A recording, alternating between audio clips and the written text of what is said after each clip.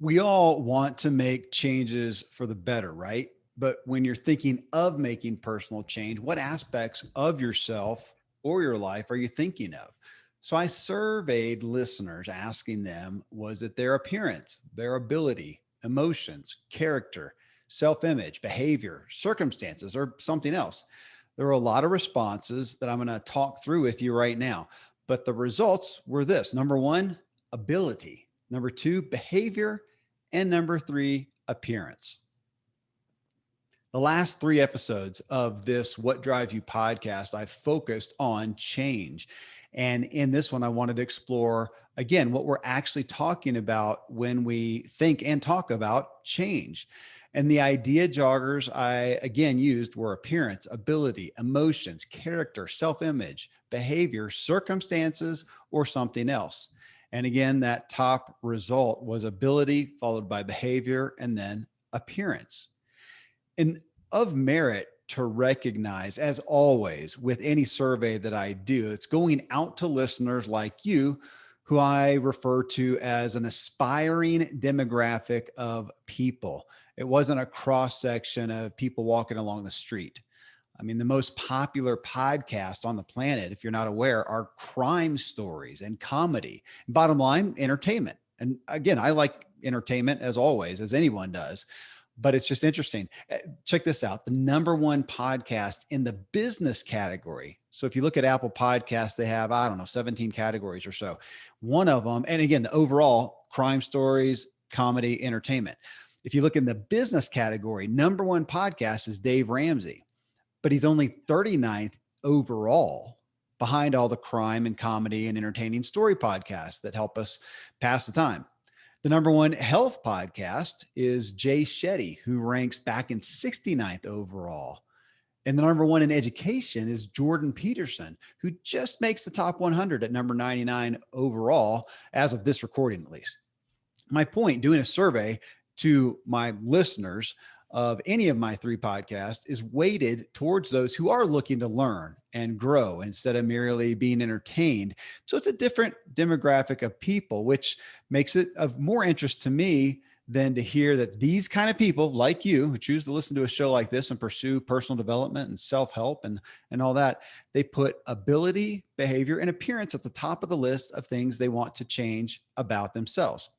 So I'm just going to read through, talk real quickly through some of the comments that were given, and let us just think of these and help the point to be to help us think about what is it that we really want to change in our lives, about ourselves, about our circumstances. What are the things we want to change? And of course, why? What is the motive driving us behind that?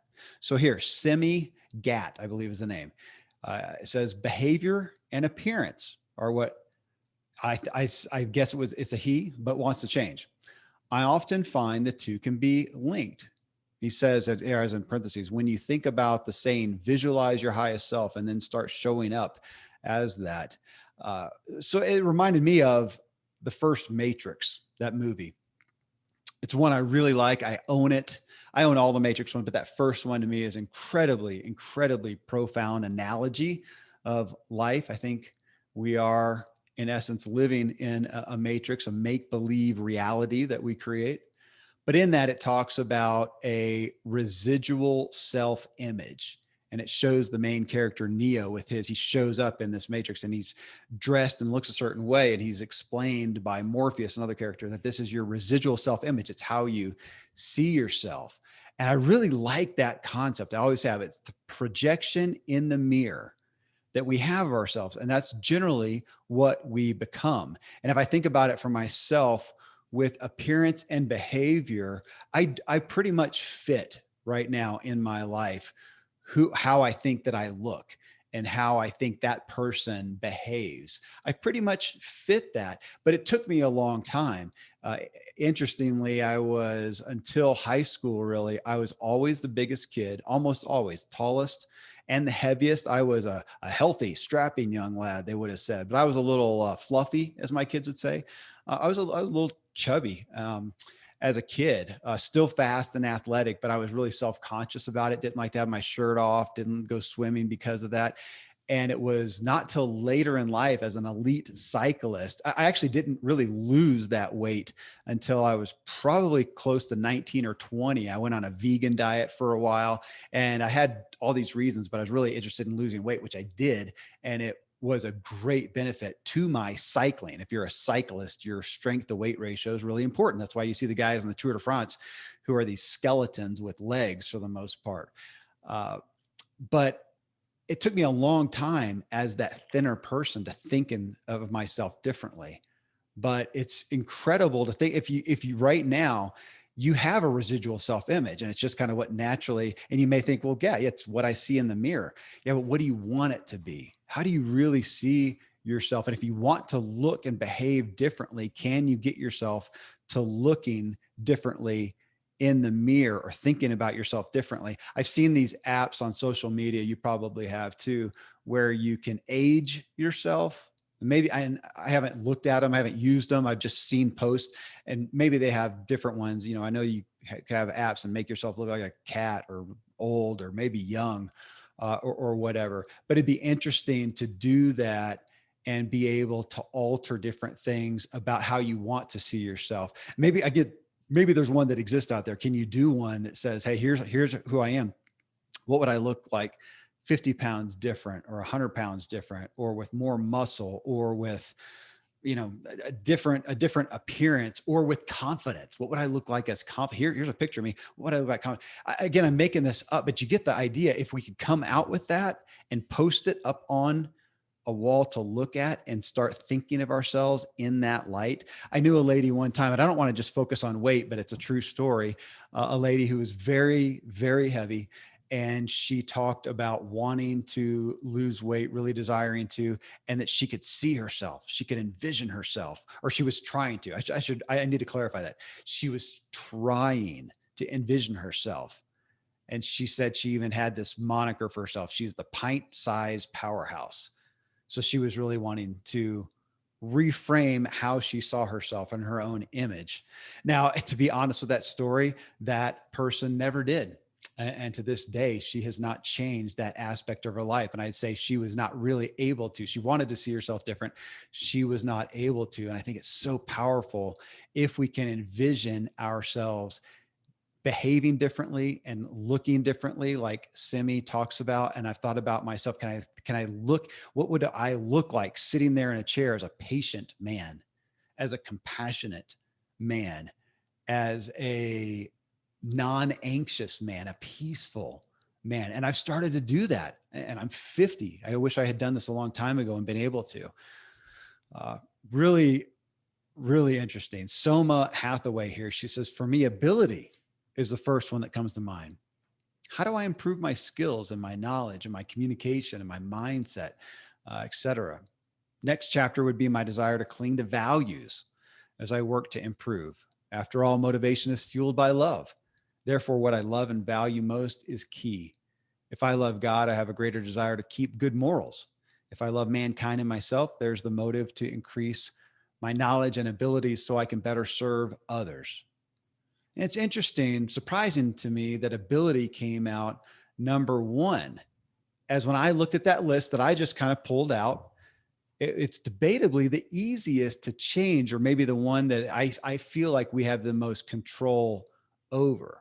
If I want to take an ability, learn a new language, man, I can do that. I can go pay for Rosetta Stone, or there's a new one that's really popular. I'm not getting to mind right now, but I can go do that, pursue that, put the time in, and I can learn a new language. I think most people think that they have the ability, they have the capacity to learn that new ability. I can become, or someone can become a runner if they're not. If they're sedentary, they can become an athlete. I'll even put it further. I did a show with Dr. Randy James in my True Life podcast about that term of an athlete and about the benefit of giving ourselves that label. If we want to be someone who is, fit, trim, physically able, mentally able, even, that we can be an athlete. Being an athlete does not require us to be a paid full-time professional at sports. I was that a long time ago. It's been, it's been 19 years since I was an elite cyclist, but today I am still fully an athlete. You don't have to compete to be an athlete, to be someone who pursues athletic, pursuits in essence. But you can become that. You can become an athlete, let's say, right? You can get a certification or a license or a degree. And we have hordes of people doing that every day, signing up for a class, whether it's I have a son who took a course to become a phlebotomist. Somebody who can take blood, or you can become a medical assistant, or you can become a nurse, or you can become a doctor to look at the medical field. We all, I think we could say, yeah, if I put the money and the time into it, I could do that. And then I would have an increased ability if I wanted to run a mile in 8 minutes or 6 minutes or 10 or whatever it is, that you could do that. So it's interesting that so many people picked ability, when my thought is, and I'm not minimizing it or judging it at all, but my thought is, gosh, that's interesting, because it feels like that's the one we can control, as opposed to, let's go back to what I said a minute ago. If I'm looking and go, man, I want to change my character and become more patient or more compassionate, goodness, or more tolerant. I mean, that one feels more difficult. I wish I could just pay money or sign up for a certification to do that. So that's just, again, this is more of a commentary. I'm not coming at you with some point to say, and here's how it all boils down. Here's the prescription. I would like to do that, but this is for us all to think about what we have control over, what we have capacity for, and again, what we really want to change in ourselves, what and why. What is the motive that is driving us? Now, Soma here, and I know her, she does mention communication and mindset, and those are not so easy to change, in my opinion. More like what I talked about with being patient and compassionate, to change your mindset, to have, like Simi said, to think of yourself differently. Man, that's difficult. Communication, to be a better communicator, that takes some work. I'm intrigued by her statement of motivation is fueled by love. Therefore, what I love and value most is key. And I tend to agree, though it does call into question how we are using the word love. And we often say we love a person, right? Like a child, and then turn around and also say, hey, I love ice cream, which, man, I really do love ice cream, I think. But I think value, as she says that, maybe putting value in there is more appropriate. We could be motivated to, drink alcohol because we value escaping or numbing. And much of my focus here on the What Drives You podcast is helping you discern, again, what you value and coming into alignment with it, meaning agreeing with it. So if you realize you're drinking and alcohol because you value numbing or escaping, are you okay with that? Are you in agreement with that? And some people are. And while they may not justify alcoholism, it does make for a person more at peace with themselves, or at least honest. So going back to what she said, motivation is fueled by love. If we look at that and go, our motivation is fueled ultimately by what we value, or I'm going to qualify that though, or what we are valuing. Sometimes we are valuing things that if we looked at it at face value, we say, gosh, no, I don't want to value that. And there, again, we're back to alignment with agreeing with saying, in this sense, what do we want to change about ourselves, about our life? Understanding really why, what's the motivation behind it, and then being in agreement with it. That's alignment. That's where we find peace and honesty. And guys, this is a lot of my story personally, is realizing how driven I have been, but often by some things that I was not fully aware of. Jessica Smith Moyer is next.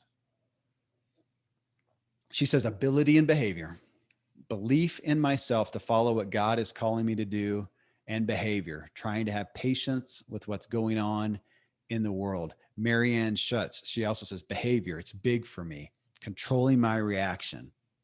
So let's talk about behavior for a minute. I've been reading a book by Joe Dispenza, big name in personal development, also has some controversy behind him, but I think anybody who's saying anything of worth probably does have some controversy, maybe rightly so as well. My dad was great in helping me not throw the baby out with the bathwater. So I'm reading his book, Breaking the Habit of Being Yourself. And in it, he explains a theory where an event happens to us, right? One time or ongoing. and we react with an emotion. Okay. So something happens to you, you react with an emotion. My wife's been good. I have always been averse to, negative feelings, negative emotions. And she's helped me really come to peace with, let's say you're angry. It's not a sin. It's not something you should feel bad for, feel guilty for, that you have that immediate feeling of anger or sadness or fear or despair or whatever. That is a natural emotion that your body is doing. And it's often reacting, chemically to protect you, to guard you in some degree, or to alert you, as Dr. Randy James, my host on the True Life Show, would say, to alert you. That emotion is there to alert you. However, what matters is how we deal with it. And there's a book called, and I didn't bring it up in front of me, but I think it's Why Zebras Don't Get Ulcers. And the point being in there, imagine a zebra out in the field, eating grass, doing what a zebra does, hanging with its zebra buddies. They're talking, having a good time, getting filled up. And then all of a sudden they hear patter, patter, patter, boom, here comes the mighty lion, right? What do? They take off. Full emotions, right? Full on adrenaline. They take off, run literally for their lives. Okay. Maybe even get swiped on the hindquarters by those claws, and it leaves a bloody streak on them, right? They get away. What's happening moments later? They're back in the field, hanging out, eating grass. It's just part of life. Now we're going to hear that and think that doesn't relate to me, but it does. In a perfect scenario, not a perfect scenario, if we were perfect, which none of us are, but we have, I believe, I'm going to say, and obviously I'm not the only one, there's a book written about it, but to posit that we were created with the capacity to be able to deal with something like that and get over it. Now, saying that is volatile. I think even when you've got PTSD, post-traumatic stress disorder, right? So if I'm in a foxhole in a war and my friends are getting blown up around me, can I, Kevin Miller, just, hey, I'm healthy, I'm good, I have the capacity, and I can get over it next day, no big deal?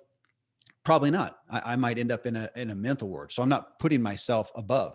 But in a perfect scenario, would we be the type of person who's preparing ourselves and strengthening ourselves and being to where we could get over it better? Let's just say that we could get over it better than not. And I have friends who are severe PTSD sufferers, literally from war and from other things like that. And this is nothing against them and their strength and their capacity. Some of them have also really harsh backgrounds that did not prepare them well for that. Hope I'm doing a good job of trying to compassionately, preface that. But the concept is that the emotion is not bad. It's holding on to it, not being able to deal with it, to cope with it, to filter it, and to get beyond it. That is the problem. I mean, it ultimately is. And so in this book, Joe Dispenza, and he talks about that emotion. Something happens to us. Here's the emotion. If we don't get over it, it becomes a mood, right? So here's the emotion. And if it happens to you, if I get pulled over by the cop this morning, get a speeding ticket, I'm angry, I feel like it was unjustified and it was unfair and blah, blah, blah. I can just, hey, it happened. I can't change it. I can afford it. Thank goodness. And whatever, and go on. But if I can't afford it, whatever, it happened. I can't do anything about it. And I can go on and I can have an okay rest of the day, or I can let it become my mood. Today sucks. I'm going to keep giving you guys resources. This is that's the focus of the book by Tom Rath. If you don't know that name, he is the author of Success 2.0, which was a wildly famous book, Success 2.0. Tom Rath. He also wrote a book called Fully Charged. And he talked about that. That was his muse. What makes a good day? And he looked at that and he said, ultimately, when you look at people who say, it was a good day or it wasn't a good day, it is people who are just taking the circumstances as they come and letting those dictate their day. And he says, there are actually things that we can have control over and make every day, in essence, a good day, or at least a gooder day. Okay. If we don't, though, like in this scenario, it was a bad day, got pulled over by a cop, had a bad emotion. I let it really get into me. Now I have a bad mood.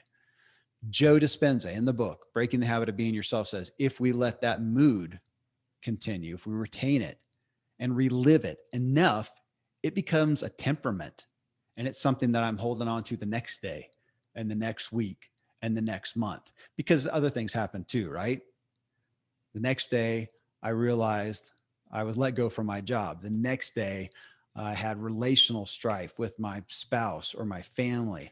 The next day, I had a health issue. And we can go on and on with it, right? Life can happen that way. We can have a bad run in that sense from things that we can't control. Now I have a temperament. I have let these things really take over. I have a temperament. Joe says over time, that develops into, here's the kicker, our personality. Here's another resource. Dr. Benjamin Hardy has a book, Personality Isn't Permanent. I interviewed him on my podcast in the Ziegler Show in one of the podcasts. And I think it was, I don't have it in front of me either, maybe late 2020. Type in Ben Hardy, the Ziegler Show, you should find it. But personality isn't permanent. And he argues in there that our personality is not so much inherent as trained. And that's in essence what Joe Dispenza is talking about as he talks about the quantum you, and he gets into quantum physics and talks about how we create ourselves and our realities. And I know you can get woo-woo or feel woo-woo with that stuff, but man, it's really hard to diminish the reality of that. So as we look at behavior and we think that, I think the reality is, again, we have so much more control than we think. Changing our behavior is a big, big deal. It requires a change in mindset and even our very personality, but it can be a chicken and the egg issue, right? I'm naturally this way or programmed. Am I naturally impatient or did I learn that? If I look at driving, coming up the mountain pass, I live amongst a lot of mountain passes. Am I aware when somebody's driving slow in the left lane and blocking us all, me specifically? Am I aware? Am I being proactive with my thoughts? Am I breathing deep? Am I noticing the beauty? And that is something I don't do naturally, but I am learning to. And over time, is it programmed? Can it become programmed? I think it can, or even just at least the awareness can become programmed, and I can go through proactively the steps to where I'm more at peace of something I can't change, with something I can't change.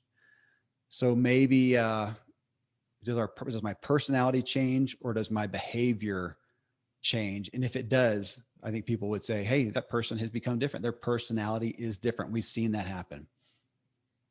Marvin Pennick, he says, I would focus on 3, 4, and 5 because as those areas grow and change, everything else does as well. And what he's talking there, 3, 4, and 5 are emotions, as I listed it, character, and self-image. And it's like looking at those are the most difficult for me. And those would be my choice if I had a magic pill to change, right? To change my ability to not, I don't even say control my emotions, but to respond. Here's the emotion, just like the zebra. Here's the emotion. Boom, you respond. And then, or actually, no, I'm sorry. You have the emotion and boom, you react. In the moment, you generally, first thought is a reaction, and you either go with that reaction and just, blah, or you reaction and awareness. And then you get to respond. Character. I mean, what we value and stand for, ethics and morals, doing the right thing, even when no one is looking. I always think again of having a videotape on me. Would I be proud of what is being seen? Would it be valuable and worthy and honorable and have integrity? And for those who have a faith in God, I think I always am. I believe I always am being seen. Now, I'm not going to get into judgment. I may have some different thoughts from my Christian upbringing on that as well, and fear that should be behind that. But am I proud? Do I feel good? What if that in itself is enough for me? Do I feel good about myself, my character, self-image? Man, having understanding of our self-image and awareness and how we see ourselves is dramatic, and realizing that so much of it is programmed. And it's based on others' testimonies of us and our experience of our capability and our limitations, which is just our experience of what we've seen ourselves do and not do, succeed at and fail. It's what we've seen, does not mean it's what we're capable of. I love it when I see somebody who surprises themselves, usually because they were in some circumstance that pushed them and they reacted in a way, and boom, it was really great. And they did something way beyond what they ever thought. And from that moment, they now think that they are that person who can do that. And what's cool about that is it often catapults them to believe, maybe I could do a little bit more. To some degrees, that's the benefit and the blessing of something happening to us, even a trauma, though it's hard to want to wish that on ourselves or everybody, because for that one person who took that traumatic event and it elevated their capacity and what they saw of themselves, for every one of them, there's so many more others where that trauma happened and they did not respond well. They responded poorly or weakly, or just with a bad decision, and it overcame them and damaged them and hurt them as well. Well, it's ultimately a massive thing to look at these emotions, character, and self-image, as Marvin picked out. Those are the things that for me, I feel like, man, those are the ones that are the harder ones to alter, the harder ones to have a significant immediate impact on. They take some time. Thomas McMillian. The first thing I think about is what I think about. My thought life seems to have the greatest effect on my life. Now, that's not one of the ones that I put out there, but he pulled that in, and I appreciate it stuck out because Michael Jr. So if you don't know Michael Jr., he is a comedian. He's known somewhat as a clean comedian and even a Christian comedian. I really don't feel like those labels do him justice. I feel like they minimize him. I think he's brilliant.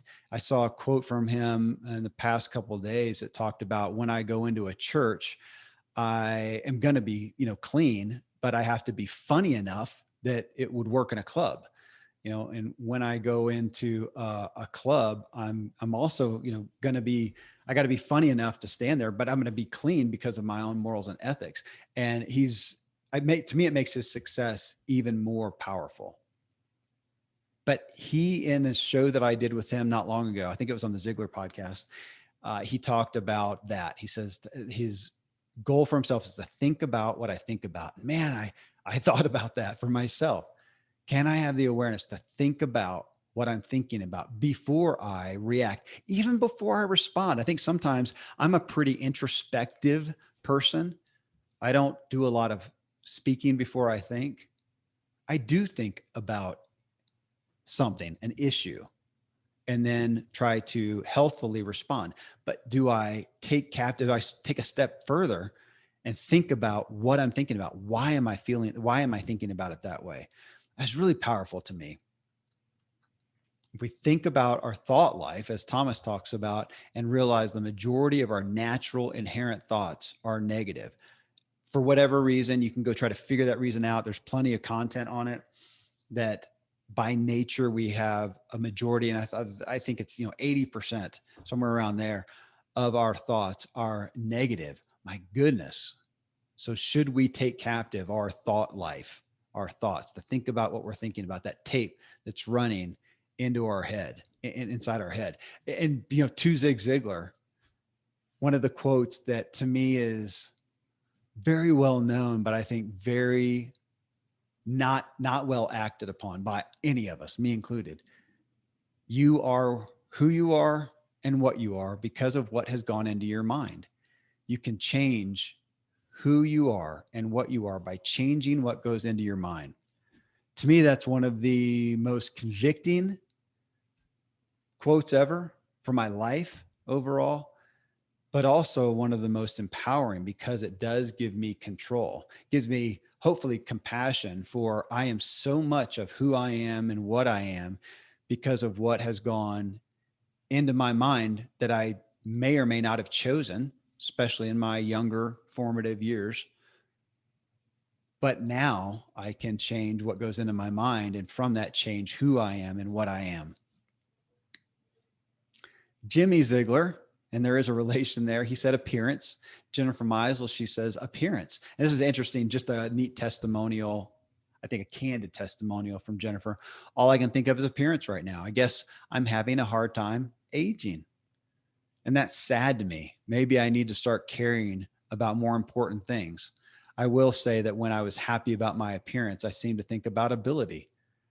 But I was fortunate that my family instilled the other things that I listed when I was young, and I could afford to be corrected in those areas and be on top of them better as an adult. You know, it's interesting when we look at appearance. Let's talk about that a minute, because it's a big deal in our world and our culture. I think it's gotten to the point of being a necessary evil to a lot of people, and it gets a bad rap. That appearance, personally, from an individual standpoint, matters. And yet I see a lot of people who will try to downplay the efforts to look a certain way personally. They'll try to downplay that. And I'm going to pick on it. Please bear with me. Pick on the, hey, beauty's just on the inside. And yet I find a lot of those people who will rally around that cry are the ones who have generally nicer looking cars than I do, nicer looking house. They get things repainted. They get things clean. They get things made over. They make a lot of efforts for the aesthetic, right? And then downplay it personally. And I'm a little disheartened by it, especially when, again, whether we like it or not. I don't want to be judged. I would rather you did not judge me for driving. I'm looking out here in the park. What car am I driving today? I've got a 1999 Suburban, old thing. I've had it forever. It's got 200 and I think close to 20,000 miles. I call it my grandpa mobile. I just like it. It's just old. I live up in the mountains, up a pass where you need to have 4-wheel drive most of the year. Sometimes you need to just in my driveway alone to get through the snow and the mud and whatnot. And I like that. I like living there. It's worth it to me to live in a place that I can't have a Ferrari. A lot of times we don't have trash service. So a lot of times I have literal trash in the back of my truck.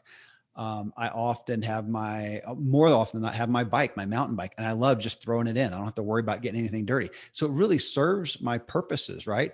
I can afford something more. I am tempted to get a Porsche Cayenne. It's an SUV, but even that, it only seats 5. I so often, seems near daily, have more than 5 people in my car at some point picking up kids, or I've got 5 people, or I've got 2 people, but I have trash and my bike and whatever. And it's just not very efficient for me. But so when I pull up, I would rather not be judged by the car that I'm driving. And yet I am. If I'm going to go to a business thing and drive up in front of a fancy hotel or restaurant or somebody's home, people are going to question that unless they know that I'm Sam Walton. If you don't know him, that was the founder of Walmart, and he was known for driving this old pickup truck or an AMC Pacer or Spirit. Talk about it. I mean, it's like the cheapest of the cheap cars. And yet he was known for that. He didn't care, but people didn't fault him for it because they knew who he was. Oh, that's Sam Walton. He could, afford to buy every car on the planet at the time. You get my point. So I would rather not, but people do. And there's an opportunity cost. And if I don't care, I can not care, but I will possibly pay a price in lack of opportunity. It's like my dad telling my brother long ago about tattoos. He says, man, you can get tattoos, but you'll close some doors. Some people are going to judge you a certain way for that may be contrary to what is fair, but it's just the world. So we can all complain about it, or we can all realize that. That was a lot to get back around to this aspect of appearance, our personal appearance. We can do a lot with clothes, right? We can do a lot with hygiene, with our hair. Body shape is another thing. And I think we'd rather that wasn't an issue, because we'd rather not have to do the work to be fit and trim. And I say that as somebody who's standing here who is fit and trim. I always have been. My youth, I was a little fluffy, as I mentioned before, but even then I was pretty athletic and fast. So I always have been. I look at people who have made significant changes, who came from different backgrounds and different upbringings, and had diets and lifestyles they didn't choose. And maybe they became obese. And, I look at them and people who lost a ton of weight. I think, I don't know if could I do that? I've never had to. I've just kind of always been this way and had this lifestyle, and I was always motivated. I liked athletics. And so here I am at 50, actually smaller than I was in high school. And uh, it's a privilege, nothing but a privilege. So I almost want to ask forgiveness for that. But there's an opportunity cost with how we look, bottom line. And it's so hard to curb our appetites for that. And the culture is it's so difficult. I have so much more compassion than I ever have, with that, but it still is what it is. And there's a benefit to all of us for how we look, how we feel about ourselves. And maybe that's just as important, how we feel about ourselves. I recently had, oh gosh, it was on this show. It might've been the episode right before this. This is episode 36 of the What Drives You podcast. I think it was episode 35. I had Maya Shunker, and I think she talked about it in the show, but on her podcast, which is called A Slight Change of Plans, she had a girl on there who lost, I think, 100 pounds. And the interesting thing, and the reason why the girl's on the show, is she lost that weight and she didn't like the response. She didn't like the privilege that came with it, how people treated her differently, in essence, better, how she was given more advocacy because of how she looked, and how she even found herself acting differently and feeling like she needed to act differently. And it was discouraging to her. Really interesting perspective on change, because we would think that, hey, if you look a certain way like that you're now going to get all these privileges, and that's part of the point, right? You like if somebody's on America's Got Talent, and does a killer performance, becomes famous, we like the privilege that comes with that. We like the money that comes with that, right? And she's showcasing that she didn't like all of that. But by far and large, and we look at appearance, man, that is a difficult one. It's one that's more difficult than ever in our culture, the American culture I'm talking about specifically, when we have more than 50% of our populace that's overweight. And as much emphasis as I put on personal responsibility, man, I just have more compassion. It is a harder and harder world that we live in. And I will say on that, man, if appearance is an issue, please go listen to the True Life podcast. We talk a lot about health and wellness and the psychology about it, with, I think, a compassionate and a candid and an irreverent perspective on the challenges that we face, but how you can better respond to them and own what you want for your health and wellness. A couple more here. Kirk Billiter. Kevin, I would mark ability and behavior top priority. At 63 years old, I continue to want to learn and achieve a standard I set for myself. I also realize I can be set in my ways, so I'm emotionally intelligent enough to know I may need to adjust my behavior from time to time. I still believe the other things that I listed are important. So those are what I teach my grandchildren. Man, ability is just, again, I wanted to hit on that. For some reason, him talking about it at 63 years old, I realized so many of us reach a level of ability as in our upbringing, we come in and it's all about gaining more and more ability through school, through high school, through college, through your first jobs or whatever. But then we generally plateau, and stats are that few people across, again, we have a different demographic as you're listening to this show, but few people across the culture get much education and learn much after high school or college, outside of maybe some on-the-job training and learning. But looking at Kirk, and I see this more and more as we have an aging population and one that is not willing to or wanting to or able to retire. He's 63 years old. In 2 years, there's a lot of quotes around this. In 2 years, he's going to be 65. Whether he takes those 2 years and learns a truckload of new abilities, gets licensed or a degree, or goes to learn a completely new skill, he's going to be in 2 years 65 regardless of if he doesn't. Just to think about that whatever we're thinking about doing, is it too late for us? I mean, I've thought about that, not that I actually want to, but just thought I could literally still become a doctor. I'm 50 years old. I could still become a doctor. And especially if I stay healthy and well, have a lot of time to practice as a full-fledged doctor. Isn't that amazing? I have no desire to do that, but it's so cool to think that I could do that. I am not done yet. If I live, there is a possibility. I'm working towards it. Not a guarantee. I could die tomorrow. possibility that I could be 100 years old and still have the right mind to be writing, to be podcasting. If that's the case, man, I'm only halfway through and I got a lot more wisdom to start with now than I did when I was born. Greg Payne says, how I behave and react to external forces and internal wants and desires is his primary focus. Again, when he talks about behavior, for us to realize behavior is a manifestation. It's a symptom of our internal system. Our character comes out of that same belief system.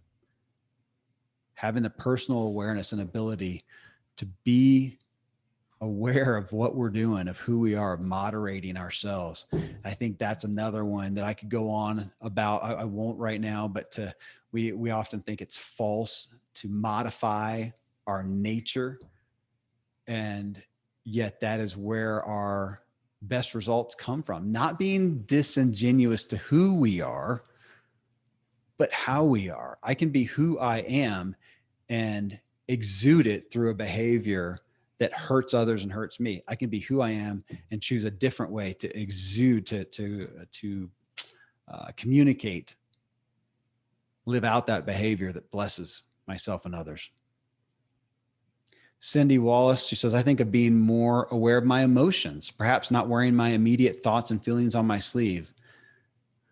And thinking about my behavior, I tend to be a little over talkative and bold, and some people can't handle that. It's interesting as I read that from her and thought, does she want to be different? As I talked about a second ago, does she want to modify herself? Or is she okay with not modifying herself and some people not being able to deal with that well? I think either way is okay. It's what she's at peace with.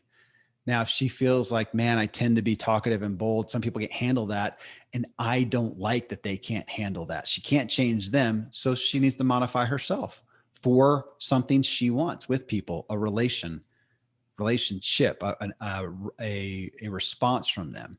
Or if she is okay being talkative, over talkative and bold, and if people can't handle that, she's okay. She's okay with herself. Then that's good too. I think what's more important for her is her peace in that. And I think for the other people as well. The What Drives You podcast, July 6, 2021. I talked about, do we really want to inherently change who we are, or do we just feel we must in relation to others and what we want and how we think we must be? Kind of the love me. I talk about that. Love me can I be just loved for who I am? And I talk about that. I think very candidly, and I feel like appropriately, that you might have some people who will love you just as you are, but by far and large, whether you are liked or not is different. And that comes back again to that aspect of modifying how we are. May not be who we are, but at least modifying how we are. I'm going to wrap up here just reading some for you to listen to and ponder. Ronald Fahrenholtz, I believe is how you pronounce it. I think character is the most important. I feel all the others can be seen by everyone, but character is often hidden or disguised. I also believe if a person has good character, Christ-like values, then all the others fall in place. And I said I wouldn't comment on these. That one's interesting because character is often hidden or disguised. I think I get what he's talking about, though. I believe that over time, your character does come out. We can't ultimately hide it. But I like what he says in regards to who we really are, what we're going to be, what we're going to do when nobody's watching. And maybe when we know it's not really going to matter, right? That does come out in our character. If you're the kind of person that says, you know what, somebody lost this, I could benefit from it, or even stealing, but nobody's going to get hurt. May be the case, but is it set well with you? How's your character? Sean Langwell, ability and emotions. I still get wound up when things don't go the way I think they should. Sometimes I place unrealistic expectations on myself and others, meaning if I know how something should be done, I expect others to know too. Or if I'm not quite as good as I'd like to be at some task, it's easy to blame others for the way I feel. That's so immature and irresponsible. The bottom line is living more in God's will and not my own. How's that for a game plan? Man, I appreciate the candid testimonial. Troy Stone King says, character, what I value. If what I value changes, that leads to changes in behavior. which was number 6. Everything I want to change is linked to changing my behaviors, but unless what I value changes, I will return to long held patterns of behavior in the form of habits. From there, I can make changes to my number 7, circumstances, whatever they may be. Katarzyna Jenner, she says, it depends. I've started the change process with all the above at some point, and I found that one change leads or bleeds into is a catalyst for others on the list. It's almost like starting a domino effect. Brad Goring, ability. What bad habit can I replace with good to drive improved outcomes and performance? Reminds me of my buddy Tom Ziegler, who says the fastest way to success is to replace a bad habit with a good habit. Chris McNally says ability and self-image. Mason Basak says first is ability, then self-image, then circumstances. Robert Bell, behavior. Fred Nort, ability, then appearance. And again, I combined, we did a tally of all these, and again, came away with the number one thing that people wanted to change, or what they were thinking about when they were thinking about change, was ability.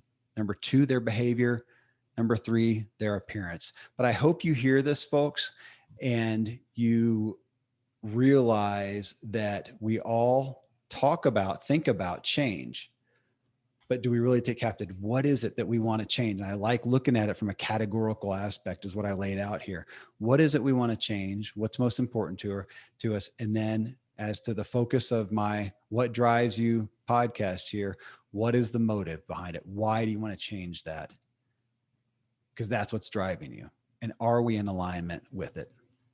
Thanks to all who did respond to this, to make this such a rich topic and share what's going on in your real lives, in your minds. I am so grateful. Thanks to everyone who tuned in.